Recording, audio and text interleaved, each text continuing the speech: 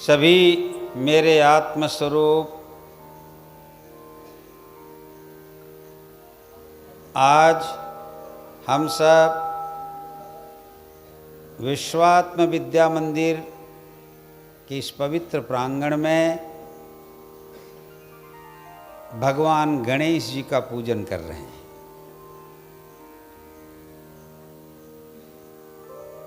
प्यारे बच्चों, अभी तुम सबने भगवान गणेश के अष्टोत्तर शतनाम अर्थात 108 नामों पर पूजन किया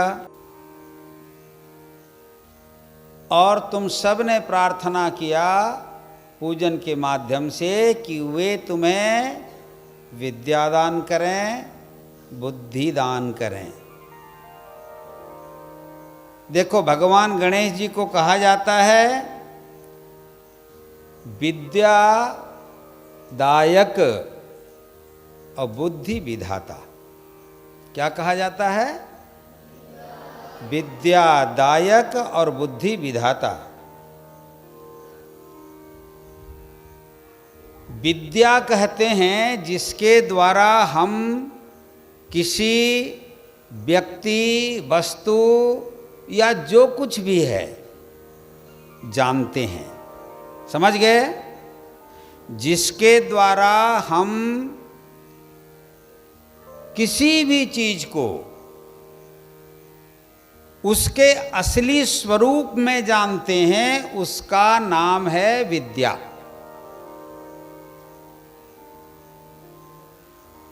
और जानने के बाद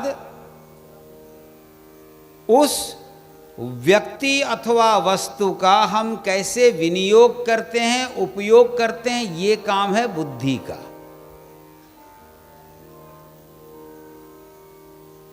विद्या के द्वारा हम जानते हैं और बुद्धि के द्वारा हम विचार पूर्वक निर्णय करते हैं। समझ गए? भगवान गणेश जी विद्या देते हैं और बुद्धि का भी विधान करते हैं। देखो बच्चों, किसी व्यक्ति के पास बहुत विद्या होगी लेकिन बुद्धि नहीं होगी तो भी जीवन में उसको सफलता नहीं मिलती है। और विद्या के बिना तो बुद्धि का कोई मतलब नहीं है। तो व्यक्ति को जीवन में सफल होने के लिए विद्या भी चाहिए और जोर से बोलना, विद्या भी चाहिए और विद्यालय में, ये देखो तुम्हारा विद्यालय है, इसका नाम विद्या मंदिर है। ठीक है? इस विद्या मंदिर में आज हम विद्यादाता एवं बुद्धि विधाता भगवान गणेश का पूजन करते हुए उनसे ये प्रार्थना करते हैं कि हे गणेश जी, आप हमें विद्वान भी बनाएं और बुद्धिमान भी बनाएं, जिससे हमारी जीवन यात्रा सहज हो, सुगम हो और हम जीवन में पूर्णता को प्राप्त करें, सफलता को प्राप्त करें और हम एक उत्तम मनुष्य बने। देखो बच्चे, गणेश जी का और एक बढ़िया नाम है। उनको हम गणेश कहते हैं ना, गणपति, गणेश। गण का मतलब क्या होता है? देवता। और गण का मतलब होता है समूह। तुम लोग जन गण मन कहते हो ना, गाते हो ना। व्यक्ति अकेले में है तो वो जन है, लेकिन जब उनका एक समुदाय बन जाता है, समूह बन जाता है तो गण कहलाता है। तो गण मतलब देवता और गण मतलब समस्त प्राणियों का समूह, मनुष्यों का समूह, उसके साथ समस्त प्राणियों का समूह। इन सब के नायक हैं भगवान गणेश जी। कौन है? गणेश जी। और गणेश जी का सबसे बड़ा काम क्या है? चाहे मनुष्यों का विघ्न हो अथवा देवताओं का विघ्न हो, सबके विघ्नों का निवारण करना। इसलिए उनको कहते हैं विघ्नहर्ता। क्या कहते हैं? वे सभी देवताओं के, मनुष्यों के विघ्नों का हरण करने के कारण आज गणेश कहलाते हैं। और बच्चों, इसीलिए वे अग्रपूज्य हैं। माने सभी देवताओं में सबसे पहली पूजा किसकी होती है? क्यों होती है? क्योंकि वो सबके विघ्नों को दूर करते हैं। क्या करते हैं? समस्याओं को दूर करने वाला, विघ्नों को दूर करने वाला, सबको बुद्धि देने वाला, सबको विद्या देने वाला जो भी व्यक्ति होता है, वो समाज में भी अग्रपूज्य होता है। तुम लोग जब बड़े हो जाओगे और तुम्हारे द्वारा किसी की समस्या का समाधान हो, किसी का विघ्न दूर हो, कोई आनंद लाभ करे, किसी को तुम उचित परामर्श देकर उसके दुखों का निवारण करो, तो तुम्हारी भी पूजा समाज में होगी। आज इतिहास में तुम पढ़ते हो, जिन महापुरुषों की आज हम पूजा करते हैं, इसीलिए पूजा करते हैं क्योंकि वे जनता को सुख पहुंचाते हैं, सुख देते हैं, उचित परामर्श देते हैं, उनकी समस्याओं का निवारण करते हैं। और जो गणेश होता है वही सचमुच में नेता होता है, गण का ईश।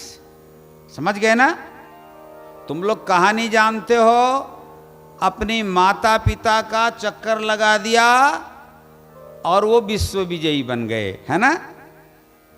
कहानी तुम लोग पढ़ लेना, लेकिन उनके नाम के आधार पर उनकी जो अग्र पूजा होती है, पहले पूजा होती है, उसका कारण यही है कि उन्होंने देवताओं का विघ्ननाश किया।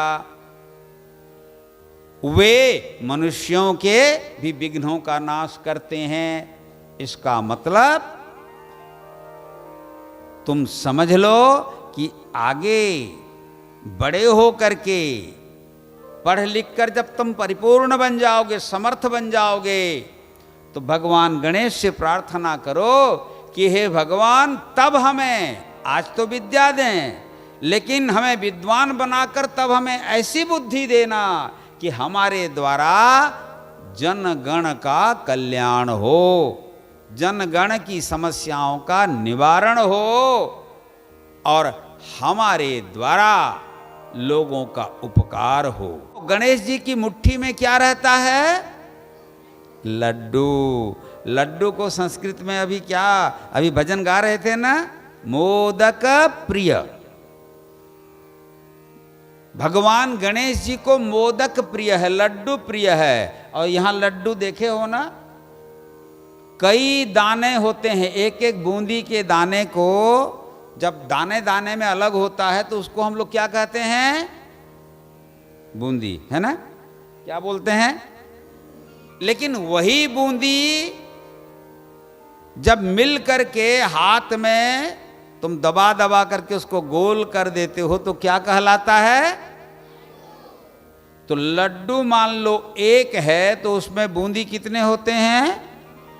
अनेक होते हैं ना।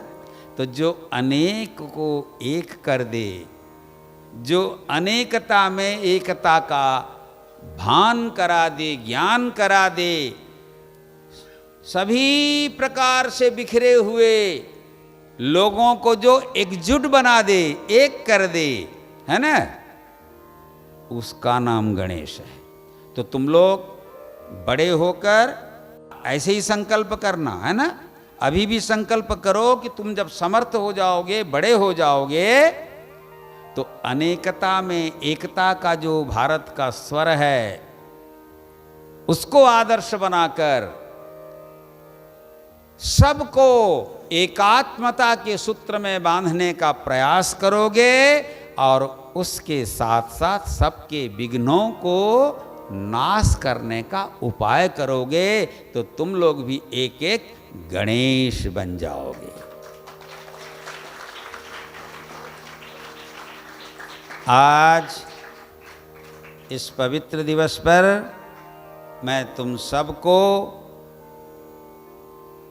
तुम्हारे माता पिता भी सब यहाँ आए हुए हैं, क्योंकि कल क्या है?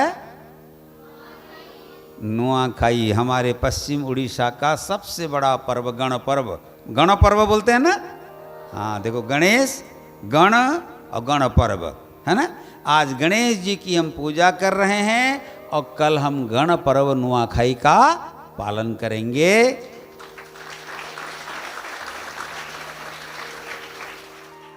मैं आज तुम्हें बहुत बहुत शुभकामनाएं देता हूं।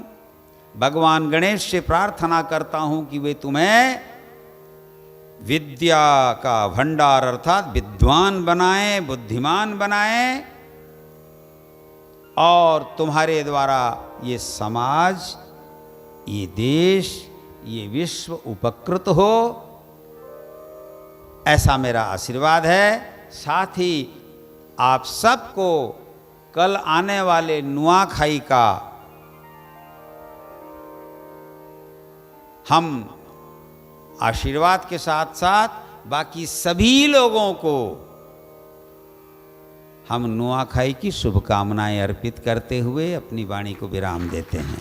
हरि ओम।